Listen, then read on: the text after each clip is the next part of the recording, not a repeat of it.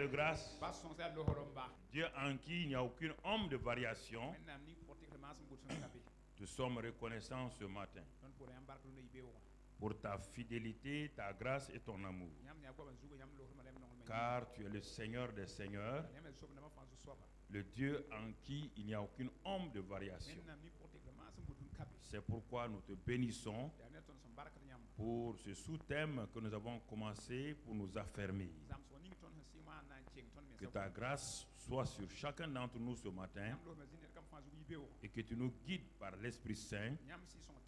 C'est au nom de Jésus que nous avons prié et le peuple de Dieu dit Amen. En vous asseyant, soyez bénis dans le nom de Jésus. Que la grâce du Seigneur soit avec chacun d'entre vous. Que la paix du Seigneur envahisse vos cœurs ce matin au nom de Jésus. Le titre que nous allons voir ce matin, mon frère, ma soeur, la foi produit toujours un témoignage favorable. Si c'est la foi, je vous dis encore, dans le monde entier, les gens confondent croyance, croire et foi. Quand la foi est là, prépare-toi à entrer dans le panthéon des héros de la foi. Quand la foi est là, à la fin de ta vie, Dieu a déjà fait la photographie de ta vie et il va prendre ça, aller mettre dans Hébreux 11 et suite, il va mettre ta photo là-bas. Dieu a mis la photo d'Abel, première photo.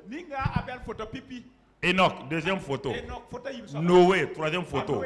Abraham et Sarah, quatrième photo. Ensuite Moïse.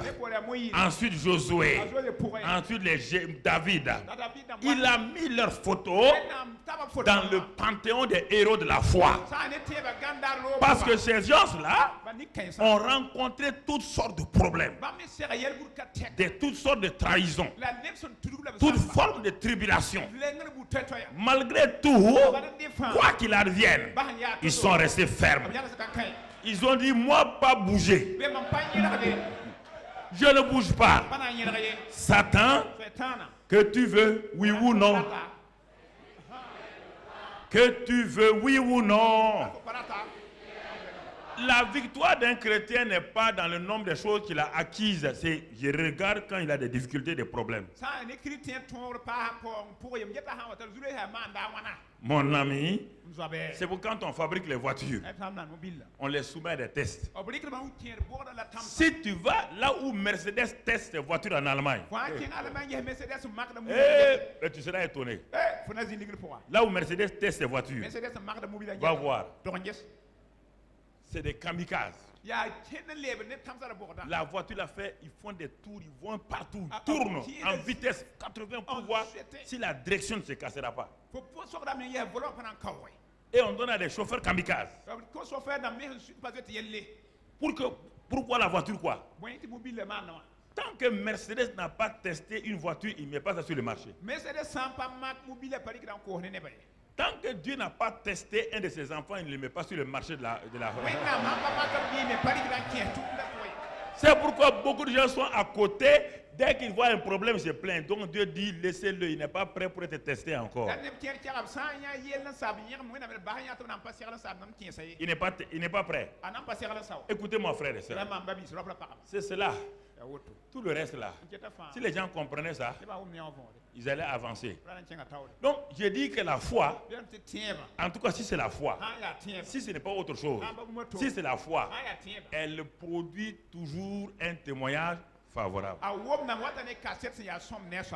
Ne me dis pas que tu as la foi et tu es en train de murmurer devant les épreuves. Ne me dis pas que tu as la foi quand tu es en train de pleurnicher, de te plaindre, lorsque les petites tribulations viennent, alors que Jésus a dit, vous aurez des tribulations, prenez courage, car j'ai fait quoi déjà? Et j'ai donné la victoire à qui? Je vous ai donné la victoire à qui? À vous. À vous. Alors, mon frère, ma soeur, regardons. Nous allons aller pas à pas aujourd'hui. La foi produit toujours un témoignage favorable. Mais lorsqu'on dit que la foi produit toujours, on n'a pas dit instantanément. On n'a pas dit immédiatement. Non. Elle produit des résultats. On n'a pas dit tout de suite automatiquement. Elle a produit des résultats dans la vie d'Abraham après 24 ans. Ce n'est pas que la foi n'a pas été capable. L'homme Abraham. Je n'ai pas d'Abraham. L'homme Abraham.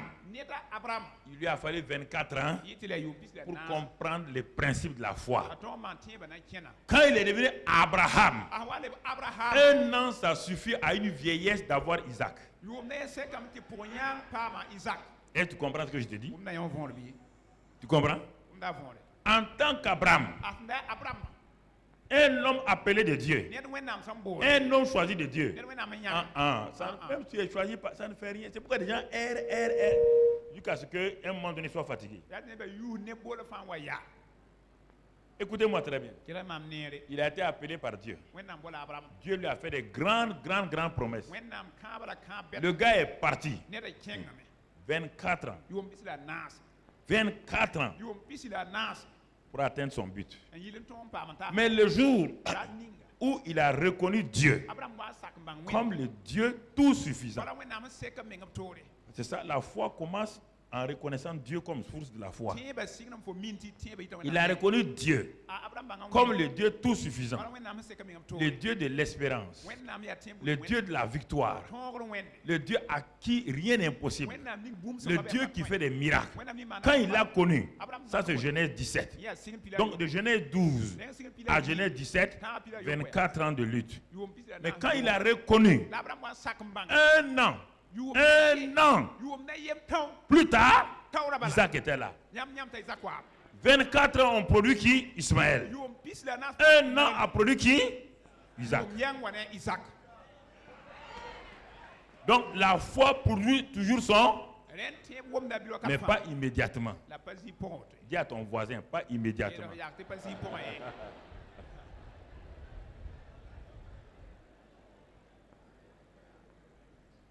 Pas immédiatement. Papa Gouba, pas immédiatement. Mais ça produit toujours son.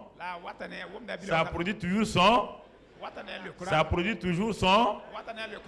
Gloire à Dieu. Gloire à Dieu. Comprenez ce que vous devez comprendre. La foi produit toujours un résultat. Un témoignage favorable, mais pas immédiatement. Et quand vous n'avez pas votre foi cocotte minute, vous êtes découragé. Vous êtes habitué aux cocottes minutes, vous êtes habitué à minute. La foi n'est pas minutée. On ne peut pas mettre la foi dans la cocotte minute. La cocotte minute est incapable de faire cuire la foi. Il faut apprendre ça. Où les gens sont fatigués, ils veulent toutes les minutes aujourd'hui. Ils veulent pas la persévérance. On dit par la foi et la persévérance, nous héritons les promesses de Dieu. On n'a pas dit la foi seulement et là. L'élément persévérance, c'est l'élément temps. L'élément foi, c'est l'élément puissance. Il y a une puissance parfois qui ne peut pas se produire parce qu'elle doit prendre du temps. La foi n'est pas une bombe atomique. Parce que la bombe atomique est une puissance négative, elle détruit. Mais pour construire, ça prend du temps. Il y a des révélations que les gens doivent comprendre. Nous allons voir une déclaration forte du Seigneur à travers Paul. 1 Corinthiens 13:13. 1 Corinthiens 13:13. Qu'est-ce que Paul nous dit dans 1 Corinthiens 13:13? Il dit maintenant donc. Il est en train d'arriver à une conclusion. Il tire une conclusion.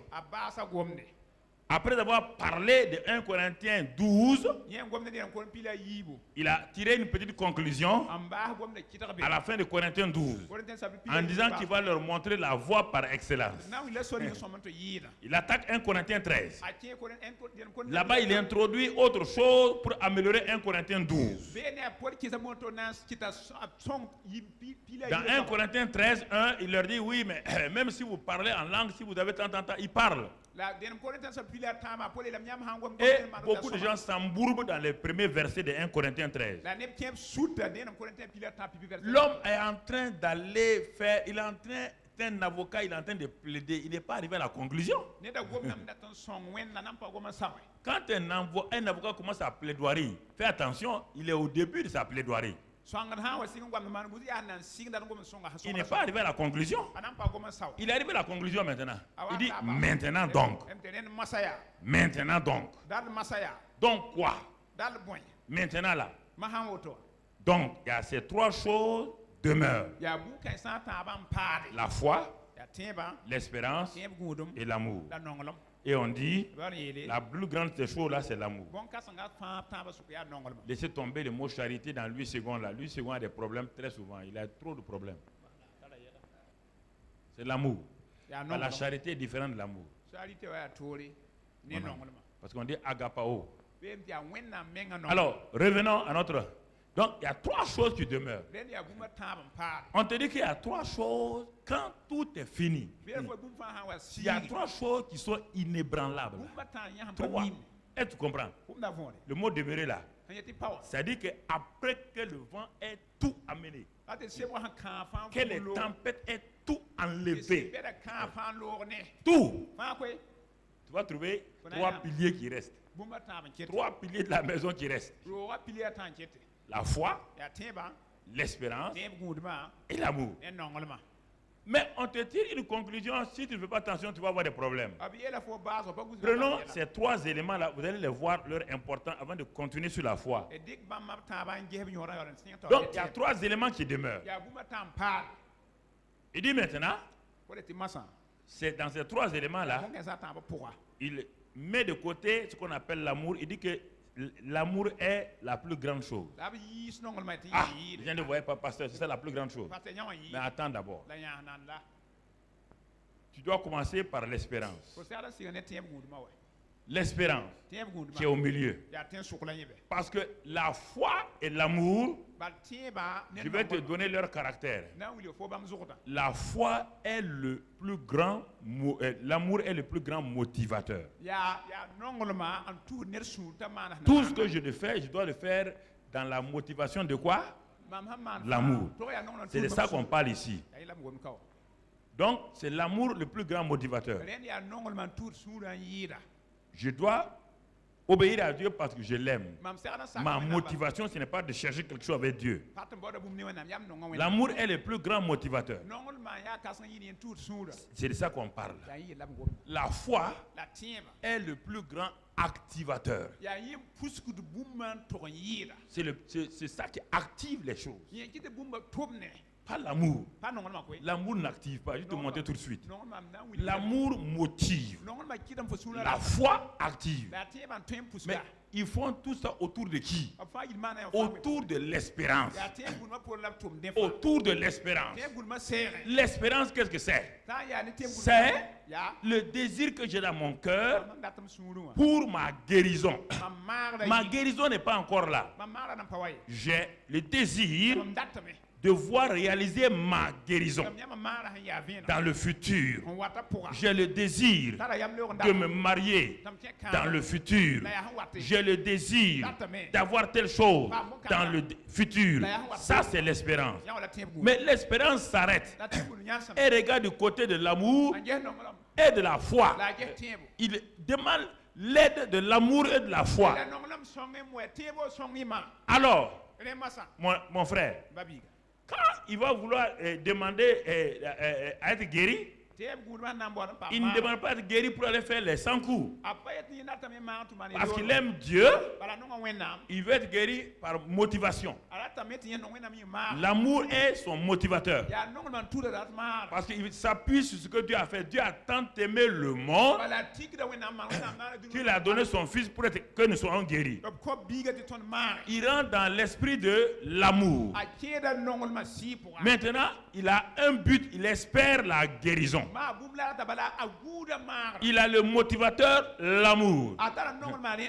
Mais les deux opposés ne peuvent rien faire d'eux-mêmes. Il leur faut maintenant la foi. Bon, pour comprendre, allons dans Hébreux 10, 38. Hébreux 10, 38. Tant que tu n'as pas compris le principe et le mécanisme de la foi, tu seras tout le temps bloqué. Tu as l'espérance, c'est normal. Je désire réussir. Je désire faire ceci ou cela. Tu as une bonne motivation, c'est l'amour. Très bien. Regardons Hébreux 10, 38. Mon ami, qu'est-ce qu'on dit? Et mon juste vivra par là. Ah, quel juste? Qui a de l'espérance, qui a une bonne motivation, l'amour. Mais Dieu lui dit, tu ne peux pas fonctionner, l'amour et l'espérance ne peuvent pas fonctionner sans la foi. Ça veut dire quoi? Ça veut dire quoi, mon frère? Ta voiture, qui est une voiture gasoil, ou bien essence. Une voiture, on l'a inventé voiture essence. Si tu mets du gasoil là-dedans, qu'est-ce qui arrive? Non, il ne faut pas remettre la tête. Dites-moi ce qui arrive. Hein? Ça va faire quoi au moteur? Dieu vous dit que votre vie sur terre, chaque aspect de votre vie, tout ce que vous voulez faire, marcher avec votre femme, être d'accord avec votre femme, c'est par la foi. Pardonner, c'est par la foi. Pourquoi? Voici, moi je suis là. J'ai fait du mal à cette sœur. Je lui ai fait beaucoup de mal. Ses sentiments sont blessés. Tout. Elle devient chrétienne. Et quand elle me voit, elle est fâchée. Mais un jour, elle lit Matthieu 5, 44, où Dieu lui dit, aimez vos ennemis. Elle vient d'avoir un problème. Comment peut-elle aimer son ennemi qui lui a fait tant de mal? Et ce qu'elle fait, elle a raison. Je lui ai fait beaucoup de mal. Ça lui fait mal dans sa pensée. Mais Dieu lui dit, aime ton ennemi. Si tu n'aimes pas, tu as des problèmes. Donc, est-ce que Dieu est misogyne pour lui créer des problèmes? Elle a déjà des problèmes. Qu'est-ce que Dieu veut dire par là? Quand Dieu lui dit d'aimer son ennemi, si ce n'est pas par la foi, comment elle peut m'aimer? Parce que déjà, sentimentalement, c'est négatif. Oui ou non? Émotionnellement, c'est négatif. Elle va m'aimer comment? Les chrétiens ne comprennent pas ça. C'est pourquoi les gens disent on est blessé depuis notre enfance. Si tu es blessé par ton enfance, la foi te guérit de ton enfance. Les gens racontent des histoires. Jésus qui a échoué. Montre-moi où Jésus a échoué avec quelqu'un. Ceux qui sont venus vers Jésus là, il les a tous guéris. Émotionnellement, sentimentalement. Il n'y a pas un seul échec avec le Seigneur ni dans la Bible. Il faut arrêter l'incrédulité, d'accord. On ne dit pas que vous avez la foi et ça n'a pas marché. C'est pas vrai. Vous ne comprenez pas la foi. Je vais te la démontrer. Je vais te la démontrer pièce par pièce. Après, je vais remonter ça pour mettre dans le moteur. C'est ça que le mécanicien fait. Toi, tu ne connais pas la voiture. Tu amènes ta voiture. Tu dis la voiture est gâchée. Le mécanicien rit. Il dit on va chemiser. Pour chemiser, il faut déchemiser. Oui ou non? Pour chemiser, il faut déchemiser. Il faut mettre tout. Tu viens trouver tout ton moteur un jour. Tu dis, mécanicien, où est mon moteur? Il dit, voilà ça comme ça. Tout ça là, tu vas t'en sortir. Le mécanicien rit, oui ou non? Il rit. Il dit, monsieur, dans une semaine, revenez. Dans une semaine, vous revenez. Le moteur est reconstitué. Et il dit, prends la clé. Il fait brrr, brrr. C'est ça la vie chrétienne. La vie chrétienne, c'est ça. Il y a des épreuves. C'est le moteur est grillé. Ça, c'est une épreuve. Mais le mécanicien de Dieu sait réparer les moteurs grillés. Et c'est la foi qui a fait ça. Il faut bien accepter. Quand vous venez devant un prédicateur, Il faut bien écouter ce qu'il est en train de dire. Ne prenez pas vos expériences pour le contredire. Il ne s'appuie pas sur des expériences. Il s'appuie sur la parole de Dieu. À l'école de marketing, personne ne va venir, un médecin ne viendra pas à l'école de marketing pour dire à celui qui est en train d'enseigner le marketing là que c'est faux. En médecine, il est fort, mais en marketing, il est zéro. Donc quand un médecin vient à l'école de marketing, il s'assoit, il écoute. Alors c'est ça mon ami. Quand tu viens à l'école de quelqu'un, assois-toi et écoute. Et apprends. Il va pratiquer. Et tu verras que ça marche. Et tu verras que ça marche. Donc tu vois là ici, frères et sœurs, c'est ce qui fait que beaucoup d'entre vous, vous traînez. Vous traînez parce que vous ne comprenez pas le principe de la foi. Donc on aime par la foi. On pardonne par la foi. On est guéri par la foi. C'est pourquoi il dit le juste vivra, fonctionnera, le vivre réussira. À la place du mot vivre, là, mets tous les mots que tu veux mettre. Dominera le péché. Écoute-moi. La Bible dit, encore dans Romains, que Romains 6, notre vieil homme a été crucifié avec Christ. Afin que le corps du péché ne soit plus esclave et qu'il soit réduit à l'impuissance et que nous ne soyons plus esclaves du péché. Car celui qui est mort est libre du... Ça, c'est une déclaration de Dieu. Dieu a parlé. Ça a créé en toi une ferme assurance qu'on va voir tout à l'heure. Mais ça n'a pas créé en toi la foi d'abord. Tu dois faire quoi? Tu dois accepter dans un premier temps. Et tu dois faire la démonstration. Ça veut dire quoi? Devant cette tentation-là, tu dois non seulement croire, tu dois agir pour montrer à Dieu que ce qu'il a dit est vrai. Tout à l'heure, on va arriver, mon ami. Je vais aller avec toi pas à pas. Donc, pas à pas. Il dit, mais la deuxième partie du verset, regarde comment la foi est importante. La deuxième partie du verset est 38. Deuxième partie. Qu'est-ce qu'il est écrit, mon frère? Il dit, mais s'il se retire, mon âme ne prend pas plaisir en lui. Première déclaration. Si l'homme là refuse de vivre par la foi, Dieu dit, je ne prends pas plaisir en lui. Comme dans la Bible, il faut deux choses pour témoigner, pour montrer que c'est deux témoins, pour montrer que c'est la vérité. Allons maintenant dans Hébreux 11, verset 6. Hébreux 11, tout juste après encore, après Hébreux 10, 38, là, Hébreux 11, 6. Regarde là-bas ce qui est écrit. Qu'est-ce qu'il dit là-bas? Or, sans la foi, il est impossible de lui être agréable. Arrêtons-nous là. Hébreux 10, 38 dit, si le juste refuse de marcher par la foi, il dit, mon âme ne prend pas plaisir en lui. Pourquoi? Car il est impossible sans la foi d'être agréable à Dieu.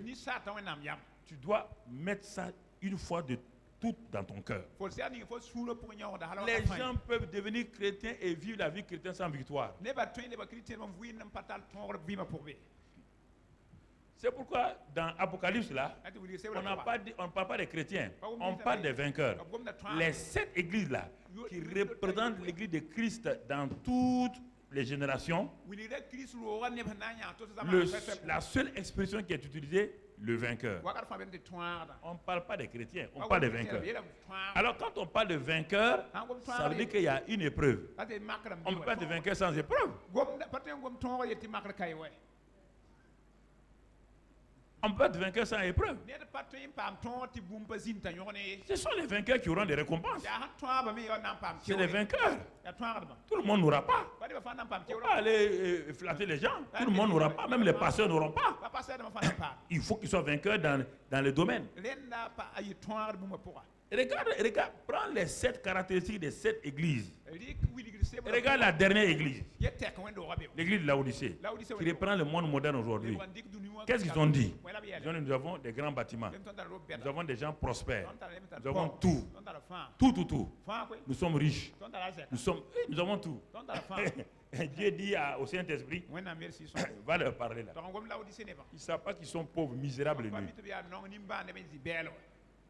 savent pas. Avec tout ce qu'on a, Dieu, maintenant on fait des exploits avec Internet. C'est ça qui vous interne là. Je sais pas. Un moyen n'est pas la fin. Un moyen, c'est pour améliorer la qualité de votre vie, pour atteindre votre but. Ce n'est pas le but. Quand l'homme a inventé le vélo, parce qu'à pied, il avait des problèmes. Il a imaginé le vélo pour aller plus vite que les pieds, oui ou non? Quand il a vu que le vélo, on pédale encore. Et quoi, après avoir pédalé, on a mal. Il a inventé un moteur. En ce moment, les muscles se reposent. Mais il a trouvé que bon, les muscles se reposent, mais c'est pas trop, on ne peut pas faire 6000 km. Il a inventé une voiture. Après, il a inventé l'avion. Après, il a inventé maintenant la fusée.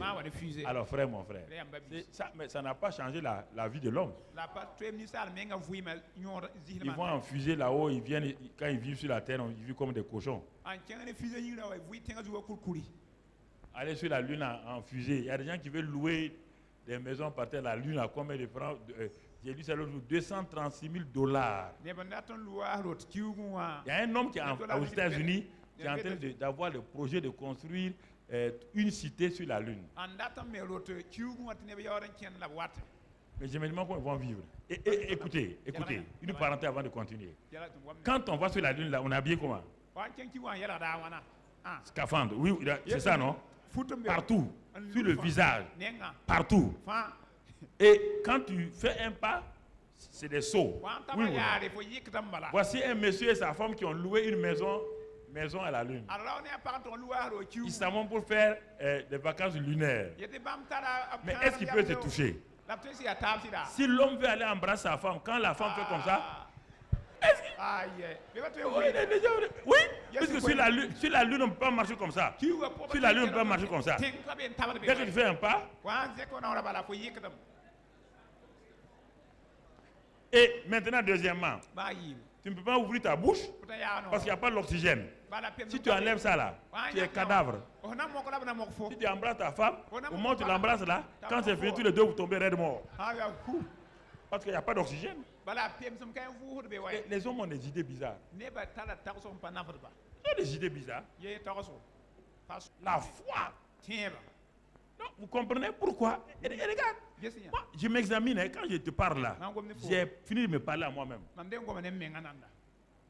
Avant de prêcher, je me suis prêché à moi-même. Dieu m'a parlé. Il dit, regarde, tel domaine. Tu n'as pas fait de percée. Parce que tu n'as pas la foi là-bas. Il dit, oui, chef, il n'y a pas de foi. J'ai été testé plusieurs fois. Nul. Il dit, oui, chef. Je reconnais.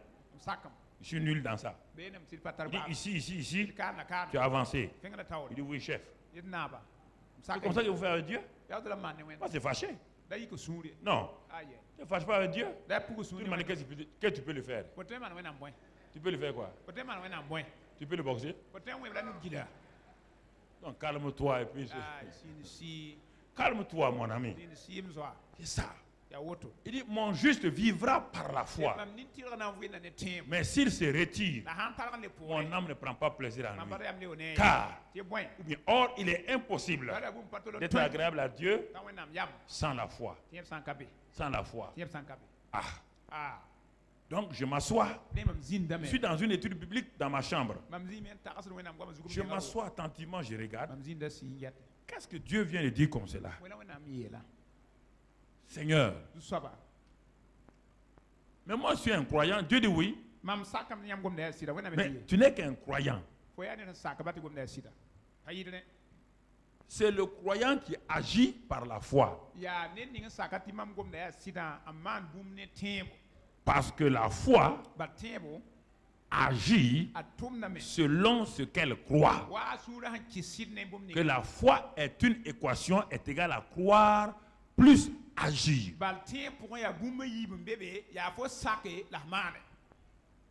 croire plus agir. Ya fo saktia sida la man bu mu winigi. Et ça, c'est très important. Ya tar yor kasanga. Et c'est pourquoi les trois là, Ya da kama. la foi, Tieba. l'amour, Nongolma. les deux ensemble Ayiba na ta. vont permettre Nan kitame. que tout ce que tu espères là, Ko hangud bum ning fa. tu es ça. Il faut ton pam. Tu es ça. Ton pam. Tu comprends? Nda fond. La foi est l'activateur, Ya tieba tour fo. l'amour est le motivateur. La ya nongolma be suno pour tour fo. Tieba pusu data tume. Si vous comprenez ça, Ya mo ni fond. à la maison là, votre vie va changer. Nyam menga saka pour yam bimana tuye. À la maison avec votre mari, votre femme là, ça va changer. Zakwa yam ni para yam ni sida na tuye. Ça va changer. Na tuye. Pourquoi? Boing. Mon frère, ma soeur. Ba wura mo pwaka. Alors, je prends un exemple tout juste pour montrer. Dikra mam sona wiling yam. Voici ce frère là. Admam. Il a, supposons, il a de l'argent dans sa main. Dara ligidem nugunwa. Et moi, j'espère de l'argent. Bam yola on gour bata ligidem gour te na pame. Et je sais qu'il a de l'argent. La bam mi mam tara ligidi. Mais ça ne me donne pas la foi. La y pas compte tien boy. Non. Aye. Si je veux aller chez lui, Manata bamara lo zakon. je ne pars pas chez lui avec foi. Apa wat ne tien bi. Je pars avec espérance, espérant. J'espère l'argent et je sais qu'il a l'argent. Bam wata ne tie gudum balay bata ligidi mi mam tara ligidi. Et en allant chez lui, j'ai une motivation. La bam wat mam nengwa bu mu tour bu sura pour. Ce n'est pas pour aller l'exploiter. Pa na wa zamam die. C'est parce que nous sommes des amis et donc je m'en vais par bonne motivation, par la motivation de l'amour. Ya ti ton ya zodo bam wat ne nongol ma zoda nongolom. Mais je m'en vais là-bas. Bam wa me. Si je pars, Bam san wa. dans mon cœur, Bam sura pour. j'ai la bonne motivation. Bam sura torso la son. Je ne veux pas aller l'exploiter ni l'escroquer. Ba da wa zamandi la mo watay. Mon frère. Babiga. Et en ce moment-là, La wakat kongo. et cet élément de l'amour-là, Nongol ma boum ni. voilà, l'objet de la foi est dans sa main. L'objet de l'espérance est dans sa main. Bam data ligidi. Montre ça pour que la télévision voit. Bam data ligidi. Non, si tu fais comme ça, ils ne vont pas voir. Penche ça. Voilà. Comme ça. Voilà. Ça, c'est l'objet de l'espérance. Ya nyon le bam data. Et moi, La bam masa. j'ai l'amour pour cet homme-là. Bam nongoma. C'est par amour que je vais aller. Ya ni nongolom la na wa. Et cet amour-là, La non ça, kongo. voilà cet amour. A nongolom zar miwa. Cet amour-là, c'est ce gant. Nongolom bam zat ya wu. C'est ce gant. Ya nugu wa. Mais ce gant placé tout seul, ça ressemble à une main. La no handera ya nugu. Il est fort. A chermame. Mais tant qu'il est placé ici, La sambe kan der bala. il est puissant, il est fort. Tara panga C'est la bonne motivation. Ya sura tusuku ya. Mais il ne peut pas aller prendre cet objet-là. La patin wale bon kangaye. Non. Ayo. Il est un bon motivateur. Ya atu dam sura soma. Mais il n'est pas activé. La pa pusugu we. Maintenant, Moi ça. qu'est-ce qui va se passer? Buena man. Vous voyez, le gant là, ça ressemble à quelque chose. Ça ressemble à quoi? Ga wonda buen. À la main. La main va rentrer donc dans l'élément amour. Ana ki nongol ma pourra. Et quand la main rentre dans cet élément-là, La nuga han ki nongol ma pourra. maintenant l'amour qui est là, Ma nongol ma ham bébé. est quoi? Aya buen. Quand l'amour était tout seul, est-ce que ça bougeait? Nongol ma wa ya. Qu'est-ce qui active l'amour maintenant? Ya buen tous de ma ha. Pourtant l'amour ressemble à la main, non? La nongol wonda nuga. Mais est-ce que c'est pareil? Aninga ya yemre. Le gant là ressemble à ma main, c'est pareil? Wonda mam nuga ya Hein? Ya yin sida. Ça se ressemble, oui ou non? Wonda taba. Mais c'est ma main dans le gant. La bam nuga ham be gan pourra. Comme cet homme-là, je l'aime. Wala bam nongol mam. Je ne veux pas l'exploiter. Apatan zamma. Je veux aller vers lui. Rata men cheng mam wa. C'est par l'amour qui m'amène. Ya nongol ma wat ni bamba. Quand l'amour va arriver, Nongol ma han ta. et l'homme va savoir que je l'aime. C'est pourquoi je viens vers lui. Ne mam nam bam bam nongol mam de bam watan. Et il veut aussi m'aider par amour. La ne nongol men data songa bamba. Donc les deux amours-là vont se rencontrer par quoi? Le nongol yibe na sera tab ne buen. Lui, il va me tendre ce que moi je voulais. Il va me tendre maintenant ce que je voulais. Mam nan tie sa bamba. C'est sa foi à lui. Ya mam te bala woto. Puisque lui aussi il a l'amour, Bal mam nongol bam la. lui aussi il a l'espérance pour m'aider. Il voit que je suis pauvre. Mam data songa bala bam ne te bam. Il va me tendre l'objet de mon espérance, l'argent. Mam nan tie sa bala lida la brata. Moi, Bam masa. je vais aller prendre ça, Om na wala ya gala me. ça, Ya gala me. avec, donc tu vois, Yam neme. donc tu comprends ici là. Na vora soma. Le gant tout seul ne peut pas prendre ça. Gawa yem patu ko ware ligide. C'est la foi Ya timba. dans l'amour là, Non ma pourra. les deux Ab yiba. qui permettent à tout ce que tu espères Il faut ngou la rata. de devenir une réalité dans ta vie. Il faut mengene no voyimo. C'est pourquoi attendez, Ya si ya. et lisez Hébreux 11 verset 2. Er karam ebre sal pila yemre verset yiba. Hébreux 11 verset 2. Ebre pila yem verset. Pour avoir possédé, le L apostrophe c'est la foi. Ya bam ham tal. Pour l'avoir possédé, bam tal timba ya. les anciens ont obtenu un témoignage favorable. Hande ngam tawra pa ma kaset son songoba. Pour avoir possédé quoi? Bam ham pa. La foi. Tal la timba. Qu'est-ce qu'ils ont reçu? Wela pa ya. Un témoignage favorable. Kaset song bam menga. La foi est rendue visible. Timba ya bumu hanne. Parce que la foi a la puissance, écoutez très bien, hein, c'est ça qui vous crée. Vous partez prier là. Quand on vous donne un sujet et un enseignement, vous n'écoutez pas. Après vous levez, allez prier. Vous priez sur quoi? Là-bas de quoi? Vous ne manifestez pas la foi, vous allez avoir quoi? Alors, comme écoutez. Donc, la foi là, elle est tellement puissante. L'amour est important. Mais l'amour ne peut pas se faire et se manifester sans la foi. C'est l'amour qui dit d'aller me réconcilier. L'amour me dit, va te réconcilier à cet homme-là. Mais pourquoi malgré le fait que je sais que l'amour est répandu dans mon cœur, je ne pars pas? Pourquoi je ne pars pas? Pourtant, je connais la Bible, que je dois aller me réconcilier. Je ne pars pas. Parce que pour aller se réconcilier là, il faut dépasser tes pensées et tes idées. C'est la foi qui va te dire, qui va prendre l'amour qui est en toi. On dit la foi est agissante par l'amour, les deux sont ensemble. Galates 5:6. La foi va pousser l'amour qui est en toi. La foi, c'est le feu qui est sous la fusée. L'amour, c'est la fusée. Mais toute fusée, malgré son mécanisme complet, ne peut rien faire sans le feu. C'est le feu qu'on met sous la fusée qui va propulser la fusée pour aller. Et l'espérance de ceux qui sont dans la fusée, c'est quoi? C'est la lune. Les trois sont là. La fusée, l'amour. La lune, l'espérance. L'objet de l'espérance. Et la foi, le feu. On peut installer la fusée pendant des années. La fusée ne peut pas voler. Pourquoi? Parce que la fusée n'est pas activée. Mais le jour qu'on veut faire partir la fusée, on met le feu et on commence à dire 5, 4, 3, 2, 1, et la fusée monte pour aller vers son objectif, l'objet de son espérance. C'est ça que les chrétiens ne comprennent pas. Ah, je dis j'ai l'amour, mais je n'arrive pas à aimer les gens. Parce que l'amour ne peut pas aimer les gens par la chair. On ne peut pas arrêter le péché par la chair. Non, quand on dit que Christ il vous a crucifié avec lui, ça vous donne de croire. On va aller maintenant à la définition de la foi, Hébreux 11, verset 1. Tu vas écouter attentivement ce que c'est. La foi est une ferme assurance des choses qu'on espère et une démonstration de celles qu'on ne voit pas. La foi est une ferme assurance des choses qu'on espère. Tu entends? Et quand tu as eu la ferme assurance de la chose que tu espères là, de la victoire que tu veux là, sur le péché, de la prospérité, de la guérison, tu as eu la ferme assurance. Maintenant, tu dois en faire la démonstration. Donc, foi, si le technicien pouvait revenir à ce qu'on a fait le mercredi, foi est égal à quoi?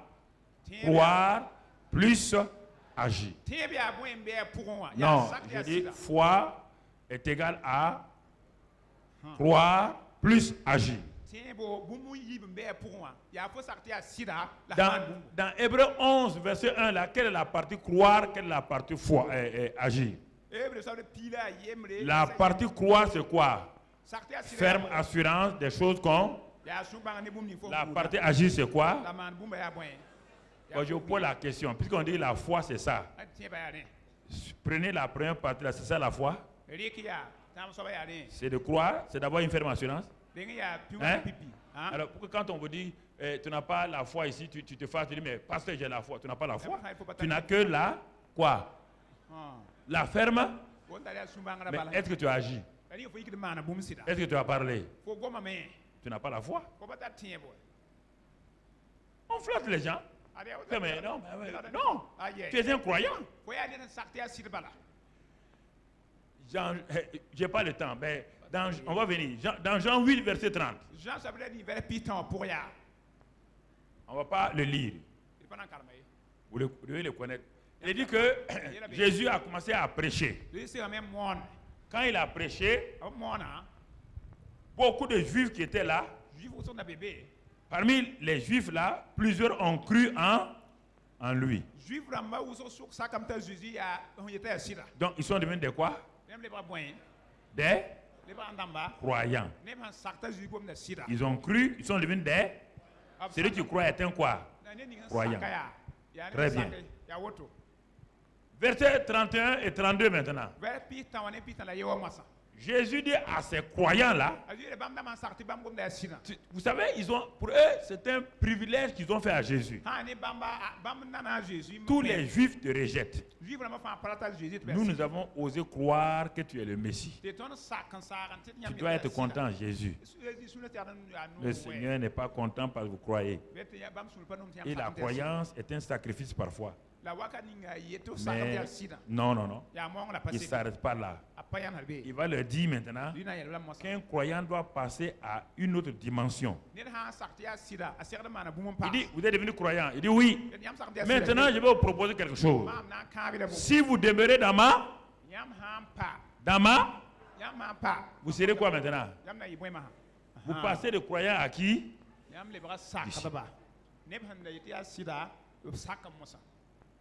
Il y a plein de croyants non disciples qui refusent la discipline du Seigneur. Ce sont des croyants. Ils ne sont pas disciples. Le Seigneur qui parle, ce n'est pas moi. Va lire ça, écris ça, va lire. Jean 8, 30 à 32, va lire ça. Et tu vas voir la fin de Jean 8.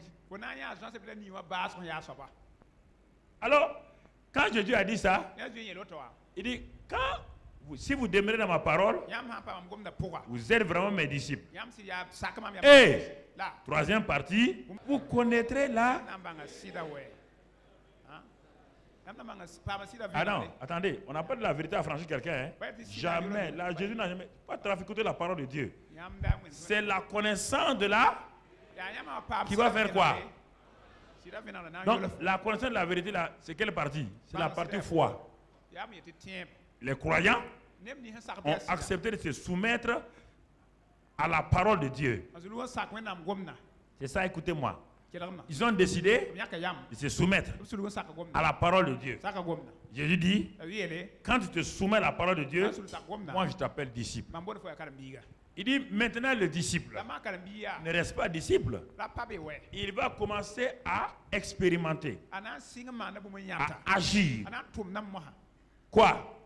Sur la vérité là. Et il va voir quoi?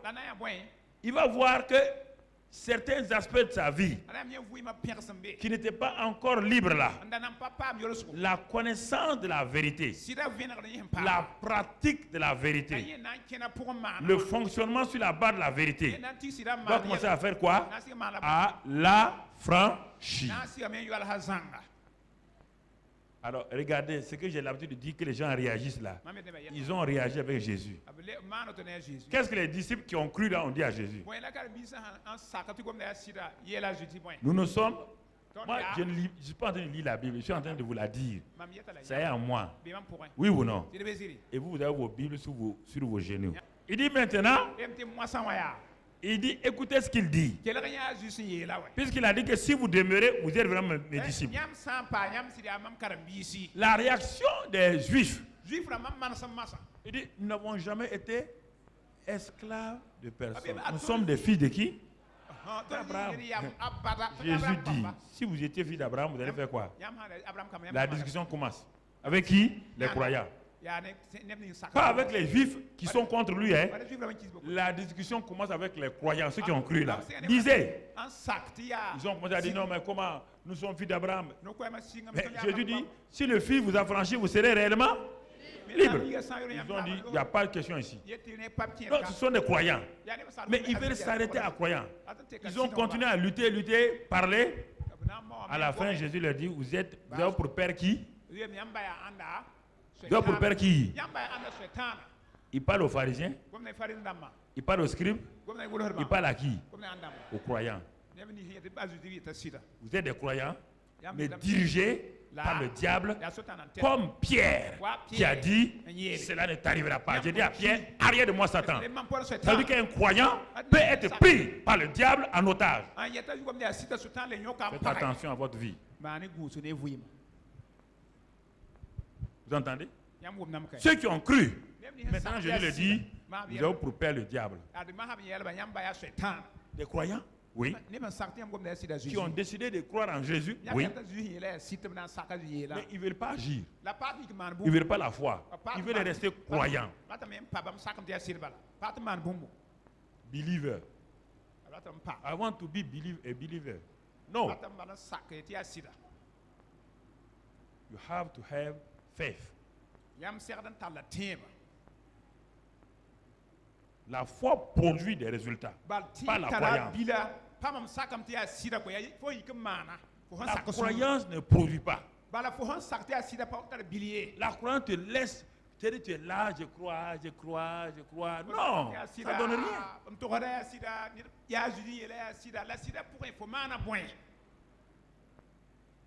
C'est pourquoi Jésus dit, écoutez encore, Jésus dit dans Marc 16, 17 à 20.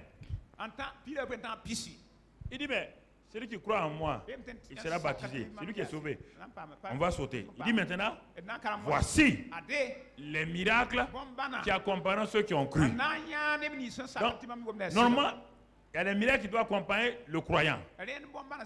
Oui ou non? Le croyant. Mais le croyant doit faire quoi? Il dit quoi? C'est un miracle qui devient une réalité lorsque pour les démons, le croyant doit faire quoi? Il doit faire quoi? Sa foi c'est quoi? Chasser. Est-ce qu'il a dit que parce que tu es croyant, les démons te sont soumis automatiquement? Tu dois faire quoi? Chasser.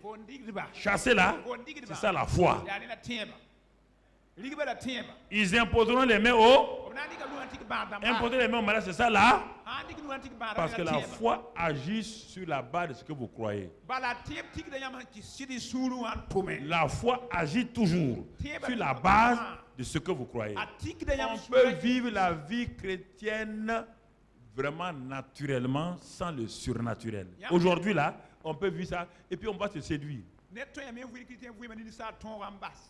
Parce que la vie chrétienne est résumée aujourd'hui en termes, quand même, je me suis baptisé, je donne mes dîmes et mes offrandes, de temps en temps je m'en vais à l'église,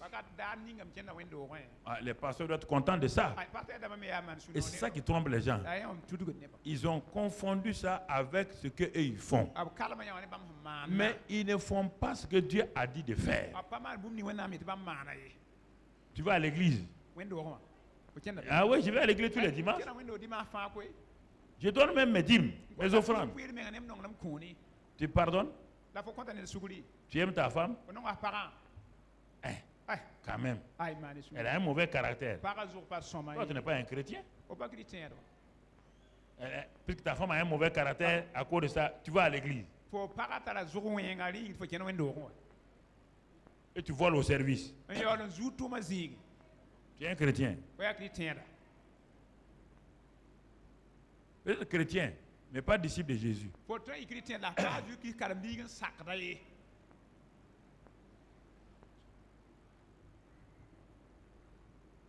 Vous savez, c'est ça, frères et sœurs. Je refuse de me tourner vers Jésus.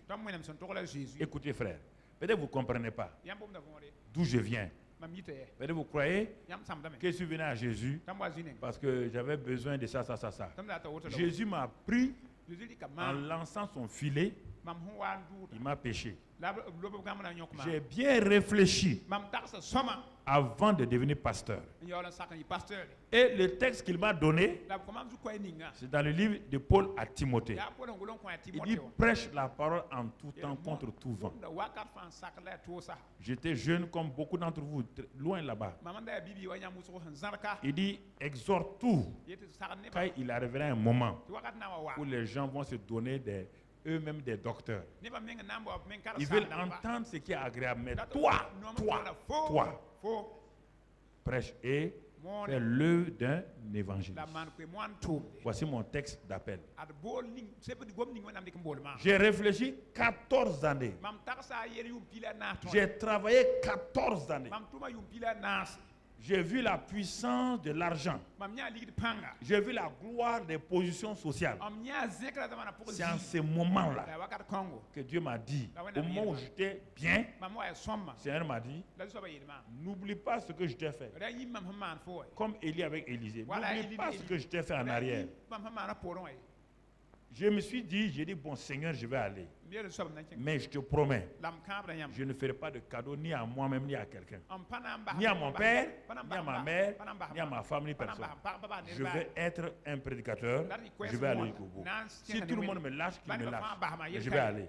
Voici sur la base sur laquelle j'ai fondé, Dieu m'a dit de fonder de ça. Alors, frère, les anciens, pour avoir possédé la foi, ils ont eu un témoignage favorable. Et les jeunes alors, les anciens, ça, les anciens de l'Ancien Testament, mais j'ai fait jeu de mots.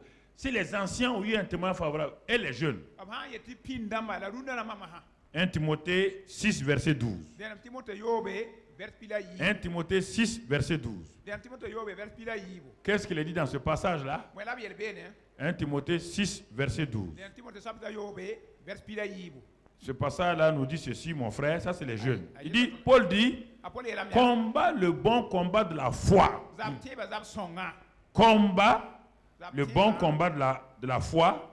Saisis la vie éternelle à laquelle tu as été appelé et pour laquelle tu as fait une belle confession en présence d'un grand nombre de témoins. Il y a deux choses ici. Pour saisir la vie éternelle, il faut d'abord combattre le bon combat de la foi. L'erreur de ah oui, j'ai la vie éternelle maintenant. Bon, même si je ne gagne pas de cadeaux, non, on te dit. Combat le bon combat de la foi. Et saisis. C'est la foi là qui te fait saisir la vie éternelle. La vie éternelle n'est pas tombée sur toi comme une mangue mûre. Et tu vas dire, ah, je suis sauvé, je vais aller. C'est pas vrai. C'est la foi qui fait, chaque jour, tu gardes ton salut. Ton salut est activé chaque jour par la foi. C'est ça qui vous flatte. Vous croyez que bon, je suis sauvé, c'est fini. Pas vrai, c'est du faux. La foi, si tu crois que tu es sauvé, chaque jour, tu actives ça pour garder la vie éternelle. Tu actives la foi et la foi te permet de garder la vie éternelle. La foi te permet de garder la vie éternelle. On ne dit pas non, on est sauvé de toute manière. Bon, ok. Même s'il n'y a pas. Si la foi n'a pas saisi, mon ami, tu vas te réveiller, te trouver ailleurs, pas en présence de Dieu. Pas en présence de Dieu. Les gens aiment flatter les gens. Ils rentrent dans les maisons. On dit dans les derniers temps, les gens entrent dans les maisons. Ils vont prendre les femmes, ils vont tromper. Regardez, ils vont tromper les. Ça se passe. Les femmes faibles, quand ils vont les saisir, les raconter n'importe quelle histoire, elles croient. On dit que c'est les marques des derniers temps. Où les gens rentrent, racontent n'importe quelle histoire. Et ces pauvres femmes-là croient n'importe quoi. On les flatte. On a vu ça. Les gens se renseignent sur votre vie au dehors.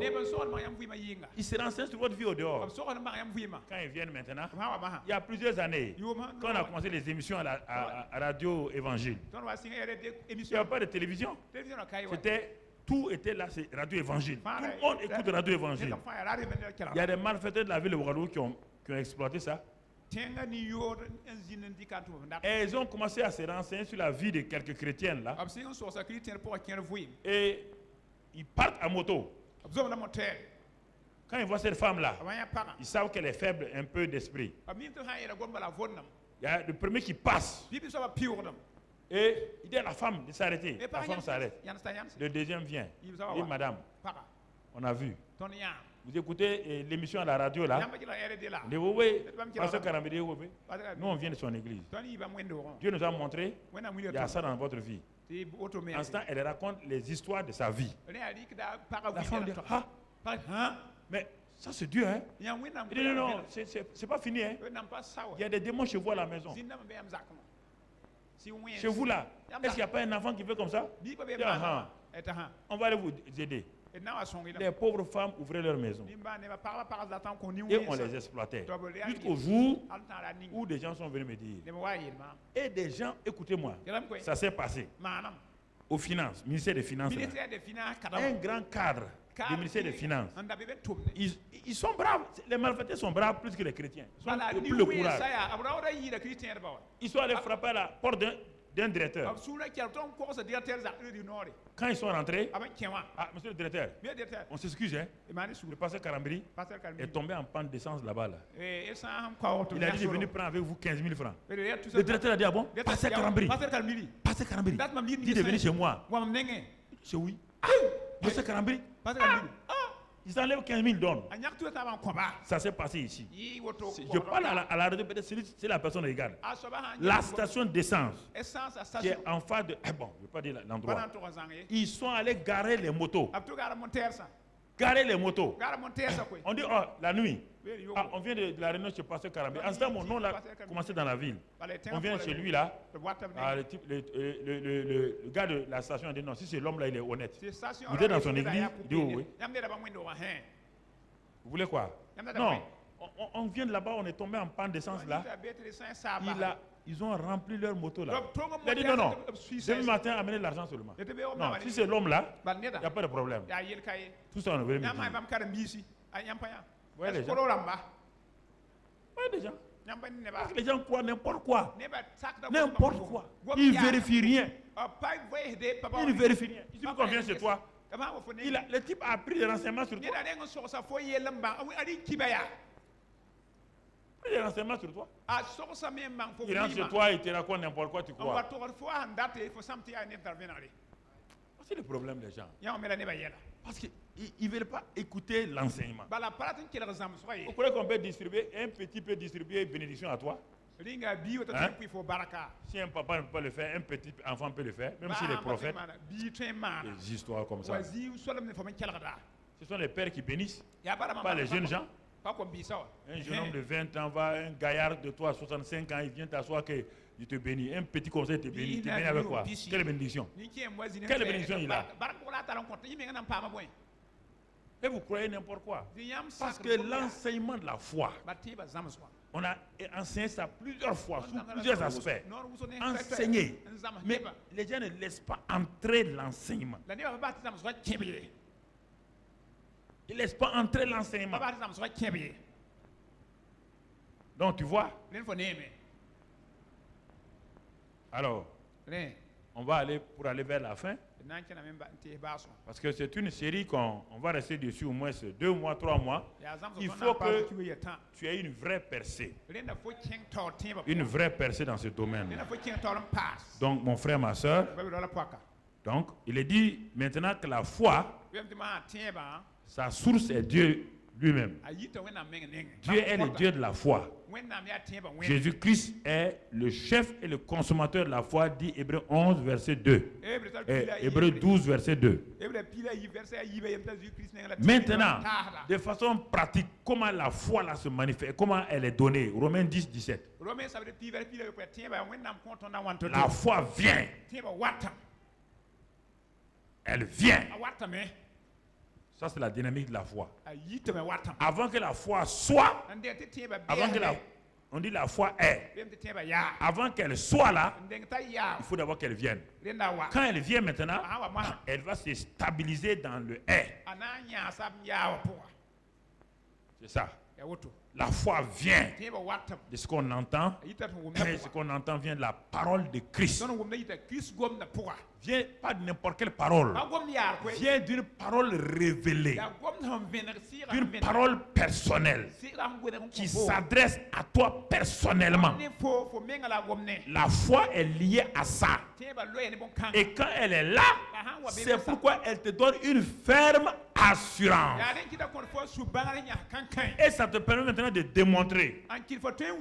Si la foi n'est pas venue parce que tu as entendu, tu vas avoir quelle ferme assurance? Tu vas l'avoir où? C'est parce qu'elle est venue. Si on te donne, on t'a envoyé le chèque. Dès que le chèque vient, tu n'as pas l'argent dans ta main, tu as une ferme et tu montes ta foi en allant où? À la banque. Et après maintenant, tu as l'argent dans ta main. Et on ne t'a pas envoyé un chèque. On ne t'a pas promis de te donner un chèque. Tu peux avoir quelle ferme assurance? Tu n'as que de l'espérance. Ne confondez pas croire et foi. Foi est un nom, croire est un verbe. Mon ami, la foi vient de ce qu'on entend vient de la parole de Christ. Et quand la foi est venue, elle est maintenant. Elle est. Tu ne peux plus, c'est un fait. C'est un fait. Et ce fait est divisé en deux parties. Première partie, une ferme assurance. Deuxième partie, une démonstration. Il n'y a pas de foi sans ferme assurance et démonstration. Il n'y en a pas, mon frère. Sinon, tu te séduis. Il n'y a pas ça. Alors, si tu comprends ça, il dit, quand elle est là, si ça te donne la croyance, dans 2 Corinthiens 4,13, écoute ce que ça dit. 2 Corinthiens 4,13. Et il te parle de l'esprit de foi. Et comme nous avons le même esprit de foi qui est exprimé dans ces paroles d'écriture, j'ai cru. C'est pourquoi j'ai parlé. J'ai cru. C'est pourquoi j'ai parlé. J'ai cru. C'est pourquoi j'ai agi. J'ai cru. C'est pourquoi j'ai fait ça. Si on ne croit pas, on ne peut pas parler. Ça, c'est la foi. L'esprit de foi est là. Le Dieu de foi, le Père de... C'est le Dieu de foi. Jésus-Christ, l'auteur de la foi. Et on dit maintenant le Saint-Esprit, esprit de foi. L'esprit de foi. Alors, si l'esprit de foi est là, qu'est-ce qu'il fait? Il commence à agir. Alors, il t'amène à faire quoi? À parler. C'est ça, agir là. Agir là a deux éléments. Parler et poser un acte. Ah, vous dites que vous avez la foi. Où est l'acte que tu as posé? L'acte d'aller te réconcilier. L'acte de parler, je te pardonne. Tu ne dis jamais ça. L'acte d'aller te réconcilier. Je viens me réconcilier avec toi. Tu ne dis pas ça. Tu crois ce que la Bible dit là. Ça c'est croire. Ça c'est croire. Comme je vous ai dit mercredi, ceux qui étaient là. C'est mardi. Voici un homme qui arrive, il est dans un désert. Il a fait 5 jours sans boire. Il est déshydraté complètement. Il est faible. Il arrive vers un oasis, là où il y a des palmiers et des puits.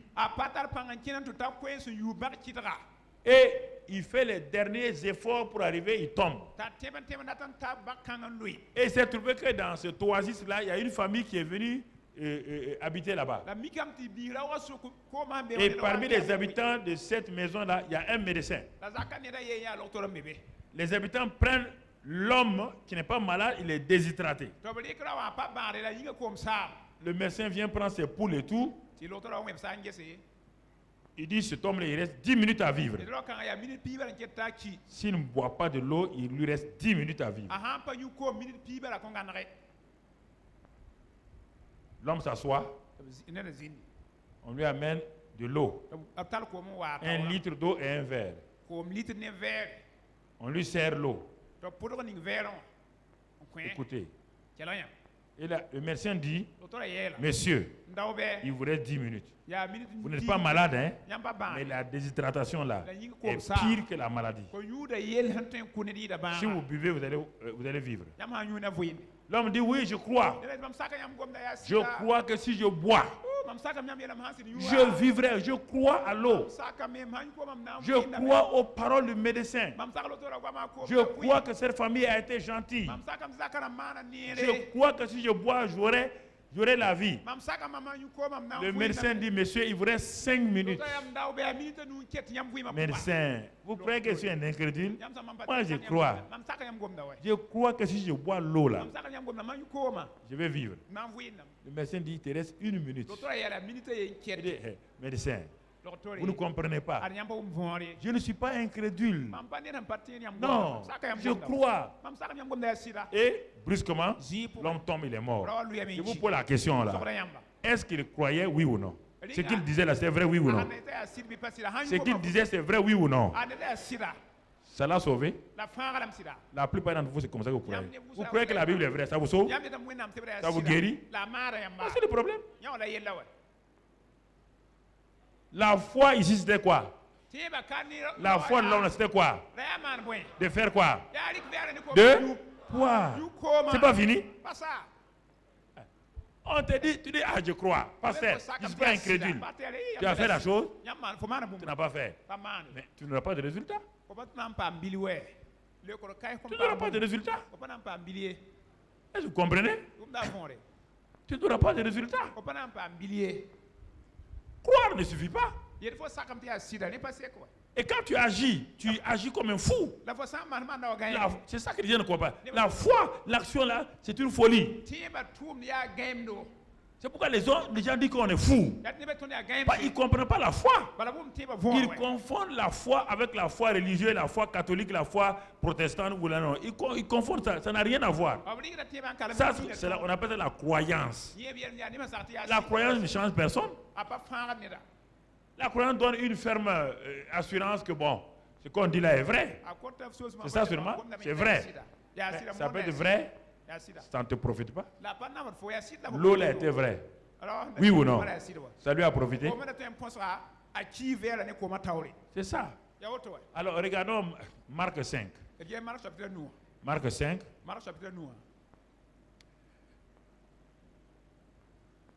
Avec la femme à la perte de sang. Voyons, on va voir rapidement quelques exemples. Marc 5, 25. Or, il y avait une femme atteinte d'une perte de sang depuis 12 ans.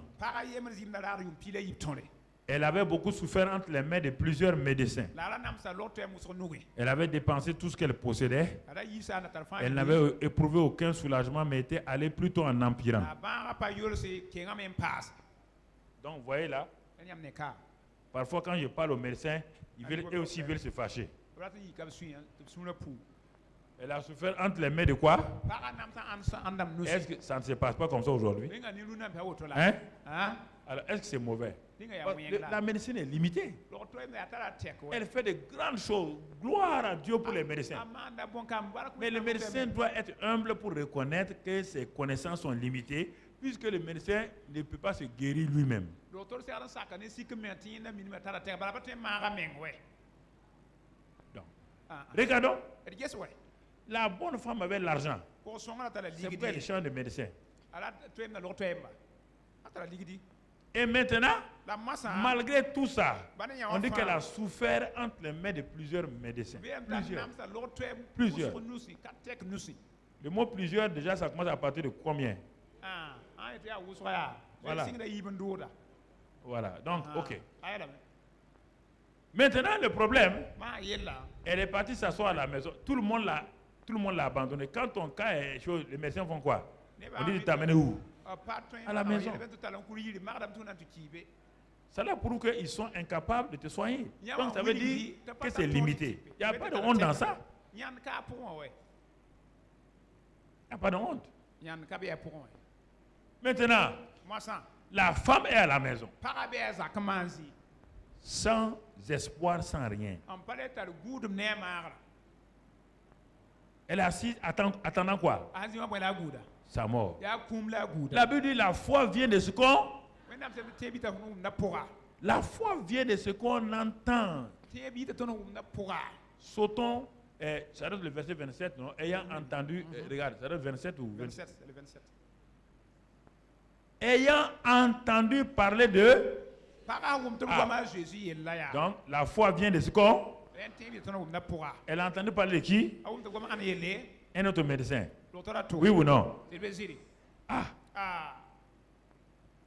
Donc, quand elle a entendu, on te dit qu'elle aura quoi? Une ferme. Mais est-ce qu'elle est guérie? Le fait qu'on vient lui dire que Jésus qui guérit les gens dans la ville, là, elle est guérie. Elle a eu quoi? Une ferme. Elle est contente. C'est la ferme assurance qui va pousser la femme là à se lever. Mais on a dit que quand on croit, on parle. Est-ce qu'elle a parlé, oui ou non? Elle a parlé, la femme là. Retournons au verset 26. Elle avait beaucoup... Non, 27. C'est le 27 qu'on a lu? Oui, c'est le 27 qu'on a lu tout de suite. Bon, 28. C'est le 27, on est toujours dans le 27. Car elle disait... Quand on croit, on fait quoi? On parle et ensuite on va faire quoi? On va agir. Tout ça, c'est la préparation. Ça a été automatique? C'était automatique? Non. Je vous dis, n'ayez pas peur. C'est-à-dire que parfois, votre situation là semble être... Regardez, elle a attendu longtemps, elle souffre. Mais maintenant, le combat de la foi va commencer. Le combat de la foi consiste à quoi ici? On est venu dire à quelqu'un, ton cas est irrémédiable. C'est fini. Mais on dit, on lui donne une bonne nouvelle. Jésus est dans la ville.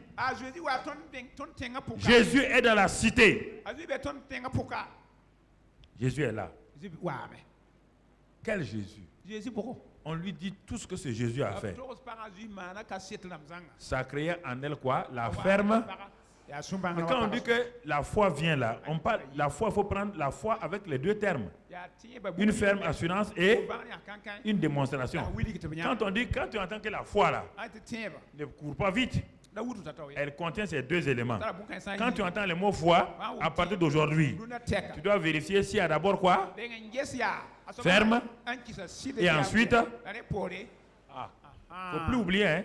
À partir d'aujourd'hui, ne dis pas à quelqu'un que tu as la foi. Si tu n'as pas vérifié, si tu as la ferme assurance et si tu as fait la démonstration. Sinon, mon ami, tu es un menteur. Il ne faut plus essayer, il ne faut plus parler à quelqu'un de foi. S'il n'y a pas ces deux éléments-là dans ta vie, tu n'as pas la foi. Soit tu crois, ou bien si tu as agi sur la base de suppositions. C'est pourquoi ça ne se passe pas. Ça ne se passe pas. On dit, mais pasteur, j'ai agi. Tu as agi sur la base de quoi? Ferme assurance? Non, mais j'ai senti. Ah non. Est-ce qu'on a dit sensation? Est-ce que ferme assurance, c'est sensation? C'est sentiment? C'est émotion? Non. Donc, la femme, les trois sont là.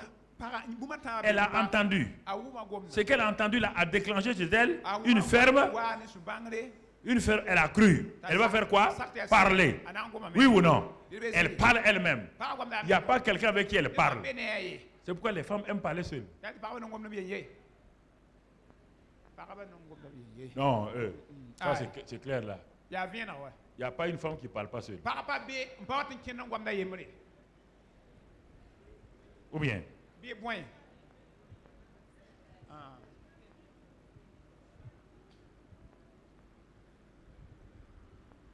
Bon, je vais aller au marché. Quand je vais acheter Sumbala et Gaba. Quand je vais venir, je vais faire un potage. Tu parles à qui? Je me parle à moi-même. C'est normal. Si c'était un homme, est-ce qu'il va parler? Si c'était un homme qui était marié, il va parler. Mais parfois, en parlant seul comme ça, elle résolve leurs problèmes. Elle n'a pas résolu son problème. Elle ne s'est pas encouragée elle-même. C'est ça qui fait la force des femmes. Elle s'est encouragée elle-même. Voilà. Je vous ai eu. Vous croyez que je parlais négativement?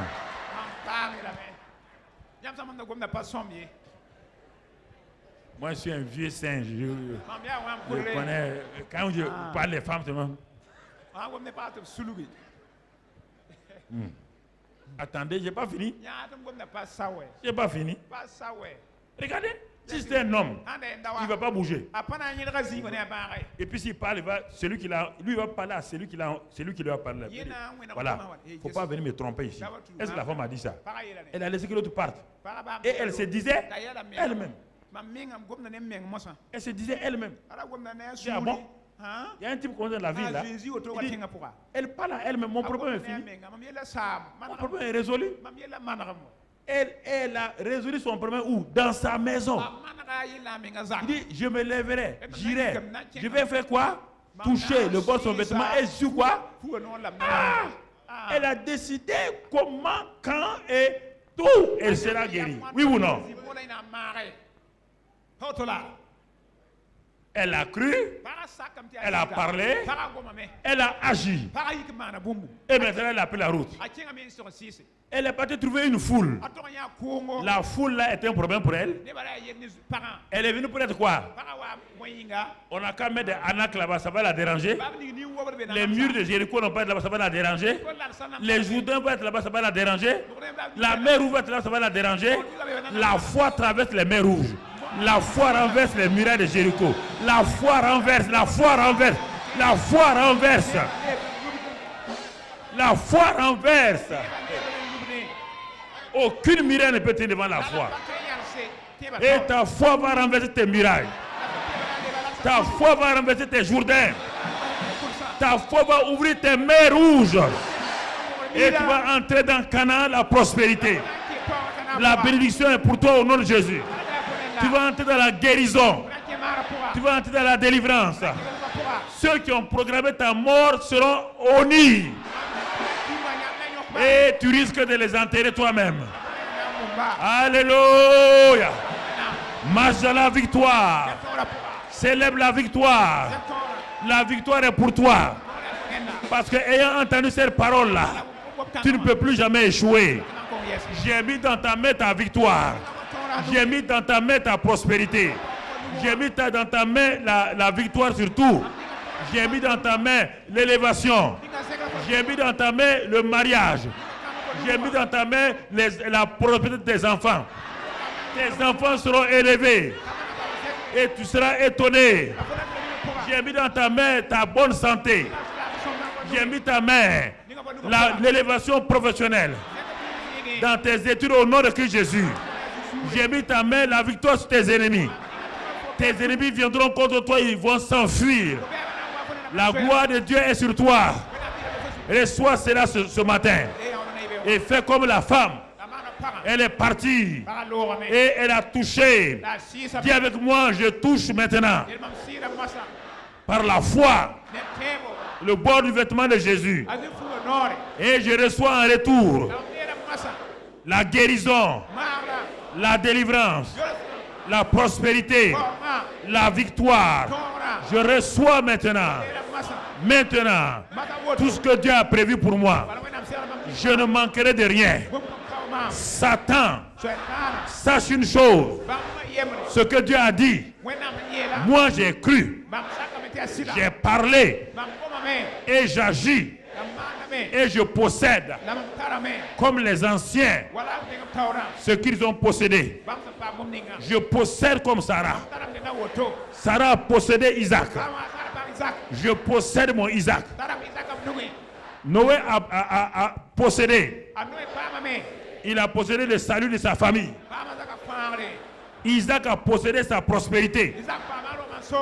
En parlant, en agissant, il est devenu le plus riche de la région. Je suis sur la route de ma prospérité. Prospérité, écoute-moi. Je vais t'atteindre. Je vais te saisir. Et je vais t'empocher. Pourquoi? Je suis fils d'Abraham. Si le fils naturel d'Abraham, Isaac, est entré en possession de sa bénédiction, moi je suis fils en Jésus. Les fils en Jésus sont plus puissants. Je n'échouerai pas. Je ne faillirai pas. Je marcherai dans la victoire. Mes projets vont réussir. Mes plans s'accompliront. Ma victoire est certaine. Merci Seigneur. Sois béni Seigneur. Sois loué Seigneur. Sois exalté Seigneur. Recevez, recevez, recevez, recevez. Recevez, recevez, recevez. Que cela soit planté dans vos vies maintenant. La victoire est dans votre vie. Le Saint-Esprit souffle dans votre vie. La grâce de Dieu est sur vous maintenant. La guérison est sur vous maintenant. La victoire est sur vous maintenant. L'autorité est sur vous maintenant. La puissance est sur vous maintenant. Recevez cette grâce-là. Vos ennemis ne riront pas de vous. J'ai dit que vos ennemis ne riront pas. C'est vous qui allez rire de vos ennemis. Vos ennemis vont vous voir. Leurs cœurs seront pincés. Et vous allez rire. Vous allez marcher dans la victoire. Parce que le Seigneur est avec vous. Le Seigneur vous donne. Vous êtes des enfants de la foi. À cause de cela, l'enfant de la foi n'échoue jamais.